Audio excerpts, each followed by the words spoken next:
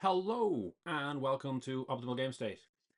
Today I want to do what I hope is going to be a short video, and I'm going to look at some of the solo or co-op games that I've been looking at recently.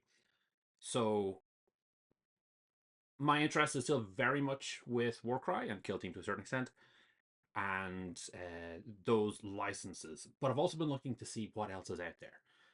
So in one of the recent videos, I did talk about Stargrave, and I talked about Stargrave with Darktide. So we have that Darktide box, we had Darktide minis, and I was just wondering, if we could use a different system for it. But as part of that, I was also starting to delve into what the various systems around narrative gaming and co-op and solo playing are like. And in this video and in a couple of upcoming videos, I just want to talk around those and some of the bits and pieces I found. So the first set I've got in front of me are what you could consider the grave, Stargrave. So these are all Joseph McCullough's. And we are going to be looking at more that are connected. So right now I'm going to be looking at Stargrave, I'm going to look at Frostgrave, and I am going to look at the Silver Bayonet. But I'm going to look at them generally. This isn't going to be a proper review of them. But what I do want to do is I want to talk about broadly what the system is like. And the system in all the three of these is very, very similar. Um, and I want to talk about how it approaches the co-op play, the solo play, and just the story and the campaigns and a narrative. Now, these are all elements that you can look at and you can take and you can put in any of the games you play. Everything that anyone makes is, your playground. You can make of it as you wish. Okay, so let's start. The first thing to look at is the basic system for these. Now, the way these games work, largely they all have the kind of same system. And I did talk about this in one of the other videos, so I'm not going to go into it too much detail. But you make your character, they have a bunch of stats. Now, I'm just going to find an example of what the stats might look like. Okay, so you've got move, which is move in inches. That's something you see again and again in pretty much all games.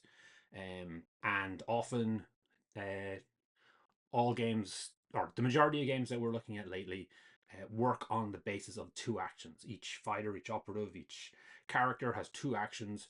Often that's going to be a move and a fight, or a move and a shoot, or a move and a move. These games tend to let you move and then you can shoot. And with some of these, it's a big focus for reloading. It's especially a big thing with Silver Bayonet, where they're using the gunpowder weapons. So, you need to reload that musket before you can fire again. But they have it here with crossbows. We'll have rules around it. Anyhow, so moving. Moving is a pretty common thing. It's almost always in inches, very rarely in centimeters. This system has a fight stat and a shoot stat. With this particular one, do I have already? I do. Oh, this is from another video. But in here, we do have two D20s. So the idea with this game is that the attacker rolls d20 and the defender rolls d20. There are a couple of different variations of it. Silver Bayonet, for example, rolls 2d10 instead and has some kind of interesting systems around it. But if we have a archer, for example, they're going to be using their shoot skill. So they'll roll a 6 and they'll add a 2 for it for a total of 8. And then, if they're trying to shoot at a knight, so a knight will have a fight. Now, in this particular system, contested system, you use fight to defend against range as well. So it kind of is your agility, your dodging around and stuff. So in this case, the knight has a higher score because adding that plus 4 to the archer, who's adding that to a 2. So it's an 8 and that's 11. So the archer doesn't manage to hit. The knight wins a particular back and forth and doesn't get injured. If they had rolled something small, then you would work out what the difference is, and then you would subtract the knight's armor. And the knight's got armor of 13, so it's pretty chunky. And then whatever damage gets left over gets done in damage to the health stat. Once they hit 0, that's it. Like, that's you now basically know how to play this game. you know how to play Stargrave. There are a couple of minor variations in Silver Bayonet, but that's largely it. It's a nice, simple system. Leave it to decide whether you think it's a good system or not. I know a lot of people have issues with the kind of variance in D20s. Now, you know, you can equate these to D6. You could change the system to be D6 versus D6 rolling, but there is a certain amount of variation in how much damage happens, which I think is what people's concern is here.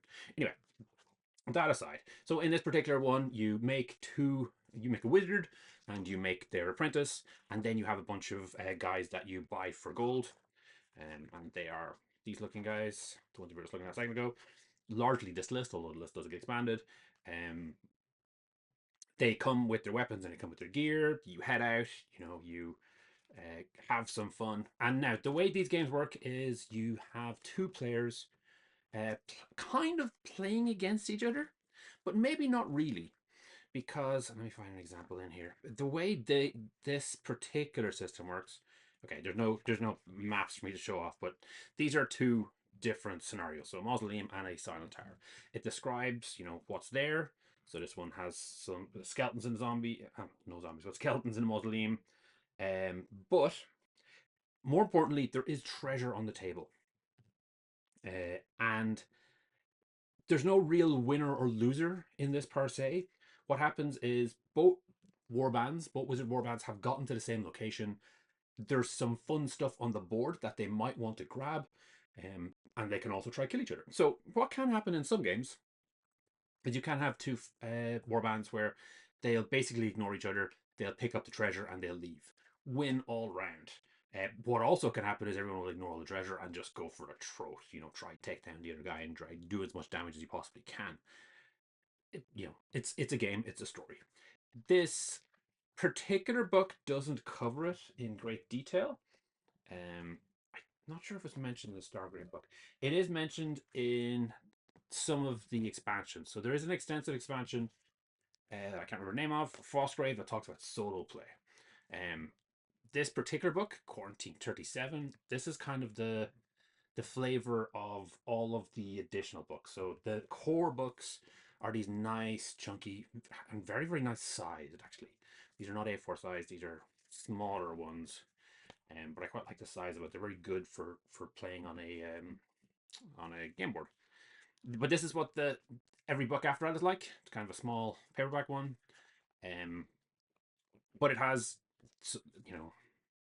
mostly it's a bunch of missions. Typically for these to start, they'll have some new additional rules. So here we can see this particular one has new backgrounds. So with this particular one with Stargrave, rather than doing wizards, there's more kind of a general idea. So you have a captain, but your captain can be a bunch of different things: cyborg, biomorph, mystic, robotics expert, rogue, psionist. So there's lots of options. And then you have your captain and you have their first mate, and the first mate can be something different. So, and then you do a similar thing. We're kind of hiring guys for that. Okay, but these missions tend to be kind of similar to Frostgrave ones.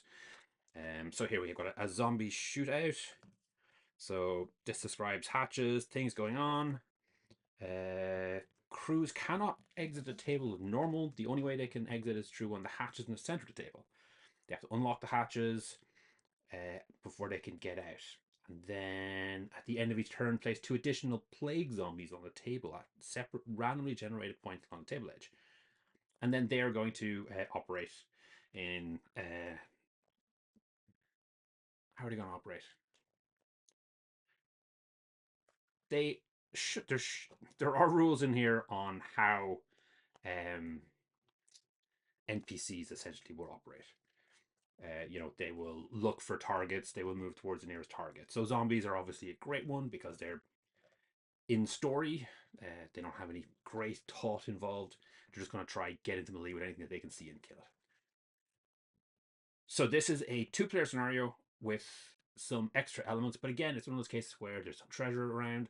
You're trying to get in, you're trying to get out as soon as you can, and try to take as little damage as you possibly can. But there's also an incentive to kind of mess with your enemies. Now, I didn't mention this last time, but there are particular things here that if you do, you get extra XP. So treasure often is gold, or credits or whatever you want to do. But then there are extra ways to get XP. So here you get 5 extra XP for each member of the crew that exits the table through a hatch. So getting out gives you XP, and 20 XP for each hatch unlocked by the crew. With the Frostgrave version, there are also a bunch of XP that you get for casting spells or doing things just generically. So getting onto the table, doing things will get you XP. Getting more XP lets you, you know, get better at things. Getting more gold or more credits will let you buy more things, and you know that's the way the game works. And you're constantly just, you know, going back and forth through these. Um, and you're going up against your buddies who are trying to get the treasure on the board, trying to get their own XP, and then try to get out again. There are also a section on the solo campaign in this particular book. So as I mentioned, Quarantine 37 has it, and some of the other books. There's one of the books in Frostgrave that also have it. But this gives specific scenarios that are designed purely for just one player playing. Or you can, you know, co-op it. You can have multiple people kind of controlling parts of the team. So I think with this, rather than having a captain, it suggests you have 2 first mates, basically, just to kind of try adjust the power level a little bit. Which I have to say, solo games are fine. Co-op games are kind of where it is at for me. I get a lot more enjoyment playing with a mate against um, the baddies rather than just kind of sitting by myself, which, you know, can be an enjoyable experience all by itself, but I kind of need an audience. Okay, sorry, we're back on this. So, yeah, so it basically, these are setups. These are kind of pre-done setups where you have the scenario laid out, and it is a bit of a challenge. It's kind of a way to what's written here is something that you need to work out, you need to overcome, you need to play against, which I think is really, really cool. And that's a good way of doing it. So yeah, here I mentioned there was some cooperative play, which is so you can kind of both do it. And there's basically a story to play your way through, which I think is very, very cool. And then at the end, one of the big things about it is, you know, often you will unlock loot, and then at the end of the game, you'll get to roll on the loot. Or, you know, there are ways to also buy it as well. But, you know, there's fun stuff like shock malls, remote mines, incendiary ammunition, stuff like that. Kind of cool elements so you can add to your team, add to your warband. Okay, so that's Stargrave, that's Frostgrave. Silver Bayonet is very, very similar. Let's have a quick look at this one. Okay, so Silver Bayonet is the Napoleonic version of this. So let's have a look and see what it is like and what's similar. Now, we've got a really nice section on solo playing this. I do think that as Joseph kind of progresses, he kind of learns new ideas. That's why some people have been a little bit critical of him, saying that he's just reusing the same system over and over again. But I do think it is iterative. I think each version is good by itself. Like Frostgrave looked like a great game. But I do think as he kind of moves ahead and develops more, he kind of takes some of those ideas, sees if they work. One of the ones I find really interesting in this particular game is the feature of clue markers. So a lot of the time, rather than picking up treasure, you're trying to pick up clues. And then once you get a clue, then you roll on a table to find out what the clue is. And sometimes it'll be treasure, sometimes it'll be something bad, sometimes it's something progressive story. But basically it's an objective, it's a target for you to try get to on the table that unlocks more content, which I really like as a kind of mechanic. All right, let's look here. So we've got speed, we've got melee, we've got accuracy, all very similar to before. We do have defense, which is playing slightly different here. So before we would have had armor, and armor would have been a subtraction. But in this case, defense is the target, that needs to be hit. Yeah, and we don't have will, and so we've got courage and we've got health. So apart from that, very, very, very similar. Ways to increase stats. One of the ones that are interesting in this one is there are ways to develop your minions, your guys. They do get an opportunity to advance and, you know, develop, get more bits of everything. Okay, so let me see if we can move on through here a bit. Yeah, so I was talking about loading and reloading. So obviously this is a big thing with your flintlock pistols. We do have a big chunk of melee. So okay, here we have the system of melee. So activating my move to attack. Okay, a melee check against a target. If it's equal to or greater than the defense, so you're just rolling that. You're not rolling against it yet. then it hits. If the attack hits, determine damage. Subtract any armor or damage reduction from the damage and subtract the result from the target's health. If the target's still alive, then may strike back or back off. So we aren't contesting rolls here, and actually the rolls, I didn't mention it yet, but they are using 2d10s rather than a single d20. Lots of modifiers, and this is the shooting. So again, we have a kind of a similar thing. Beat the defense and the attack hits. If it hits, determine damage. How do we determine damage in this one? You know, I don't quite recall. Activation. And yeah, actually, the activations again are quite simple.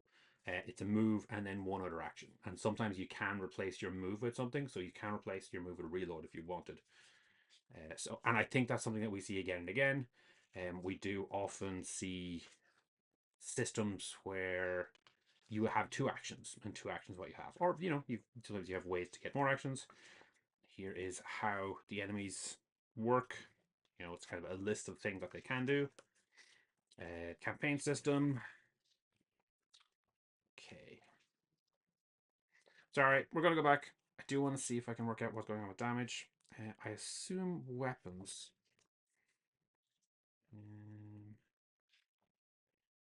Maybe have a specific number related to them. Different characters. Okay. Okay, so damage is based on the paradise. So I don't have any d10s handy, but yeah, you're basically rolling 2d10s, and then one is going to be your power die and one is going to be your skill die. You do get options and ways in which you can re-roll them, and then damage is going to be based off one of those power dies. So the higher you roll on your d10, the more damage you're going to do typically. Yeah, lots of different rules on, you know, whether it pierces armor, how many targets it can hit, what it takes to reload, stuff like that. But relatively basic, relatively simple. And we got rules on cavalry. That's the fate pool. That's what I was talking about. So you have ways to re-roll your paradise or your skill die. So you've got one of each, different colors. And then there are a ways to affect monsters as well. The campaigns obviously are kind of similar to what we've seen before. I am going to find this first example here. So yeah, you're talking about scenarios. And this first one is, yeah, there's some strange noises happening and it's literally just investigating it. Do we have a map? We don't have a map for this one, but basically there's a description on how you set it up, and you're pasting 5 clue tokens, one in the very center, and then the other 4 in the next pattern around 8 inches away from the center. And then it is a matter of exploring it. Now, when you actually get them, you draw a pack of deck.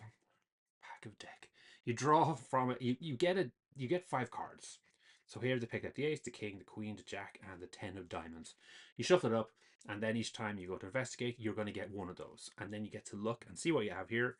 And then based on that, that will give you something. Sometimes it is going to spawn a creature. Sometimes it is going to, you know, give you a little bit more information and give you some bonuses for additional rolls and stuff like that. And then the focus of it is always this bit here at the end, actually getting your experience. So here, if you manage to uncover what's going on, if you manage to get multiple clues, you know, if you manage to kill things, and if you manage to do, and this particular scenario is designed for play against another warband as well. So both warbands are trying to investigate, work out what's going on, and have each other to face off against. So in this case, because we're talking about Napoleonic, you might be looking at something happening in the middle of France. It could be, you know, the British facing off against Napoleon's best. And that kind of just adds a little bit of challenge. Now, if we skip ahead, there are lots of options. If we skip ahead, there are solo play rules. It just slightly differs the way everything activates. So in this case, in normal play, the monsters I think maybe activate last. Is it? But in this particular version, you're squeezing it in between your sets of units. So you'll be able to activate some, then the monster will activate, then you'll be able to activate the rest. A little bit of a decision there. Do we have more? So it is similar in what you're the game, except this does already start with creatures. So this particular one, Wolfpack, scenario 1, is going to place a bunch of dark wolves on the table. And then there is a possibility of more things spawning in. So one of the things that you need to look at when you're looking at these is you need to look at how, if you're going to be playing out 3D scenarios, you do need to work out ahead of time how many fighters and models you're going to need. So you can't go into this blind. You can't play this as if, and kind of explore into it, if it makes sense. You do kind of need to sit down and go, I want to play the scenario. What's going to happen? All right, I need to get my wolves. Grand. What will spawn in here? Oh, okay, so there is a werewolf. Shock horror. So I'm going to need to get a werewolf model. And sometimes more wolves or more werewolves will arrive. So there are a certain amount of models that you need to make sure you have, and you need to make sure you get. But you can have a kind of a fun experience doing it. And one of the nice things about it is because the clues are random, and in this place there is also an event table. So this is worked out by a dice. I think it's at the end of each turn, is it? Does it say? At the end of each turn, roll on the event table. So there's an extra event table here. So each time you play the scenario through, it is going to be different because the exact nature of events is going to be different. Exactly which clues you manage to find, in which order, are going to differ. So every experience will be slightly different. Overall what you're facing against, and then this is probably sort of campaign that you could play through a few different times.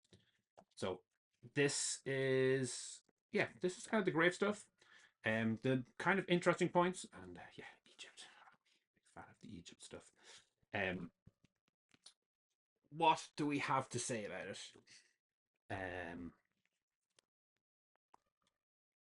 Hmm. So the first, I don't want to call them innovations, but I think very, very cool is probably a way of saying it. These have scenarios where the goal isn't to kill the enemy; it is to get in and get out alive, and I think that's very, very cool. Um, Beating up your buddy is always a bonus. You can do that if you want. There are advantages to doing that. This is a campaign. But I think this gives the opportunity for when, two war bands have been beaten up and mauled and are kind of near the bottom ranks. And this is something that happened every so often in games of wartime.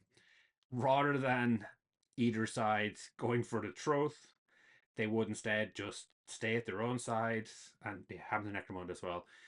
Pick up the treasure or the crates and just try get some XP and try recover up. Try pay off for some of those medical bills that you need to try sorting out. So I think that's a very, very cool idea. The fact that it is about developing your warband, which in campaign play I think is a lot more important than just winning games. I think that's very, very cool. I'm also a big fan of the clue element that they have in Silver Bayonet. Now, it does happen in Frostgrave and probably in Stargrave. I've read through some, but not all of the additional books that they have for these. But I quite like the idea here of just there being objects on the ground and picking them up and seeing what they are. So that is me looking at Frostgrave, Stargrave, and Silver Bayonet. Bit of a whirlwind tour. As I said, we're only interested in really the solo and the co-op play and just kind of the broad outlines on it. So this is going to be part 1 of, I look to my collection, 3. So I'm going to be quickly, soon enough, I'm going to look at Rangers of Shadowdeep, and we're also going to look at 5 Leagues from the Borderlands. So tune in for that if that's something you'd be interested in. Thanks for making it all the way to the end. Hopefully you enjoyed this video. Each week I put up a new video talking about one of Games Workshop's specialist games. The goal is always to try and make the best possible 2-player experience. If this is something you'd find interesting, please subscribe to the channel and comment to let me know what you'd like to see in future.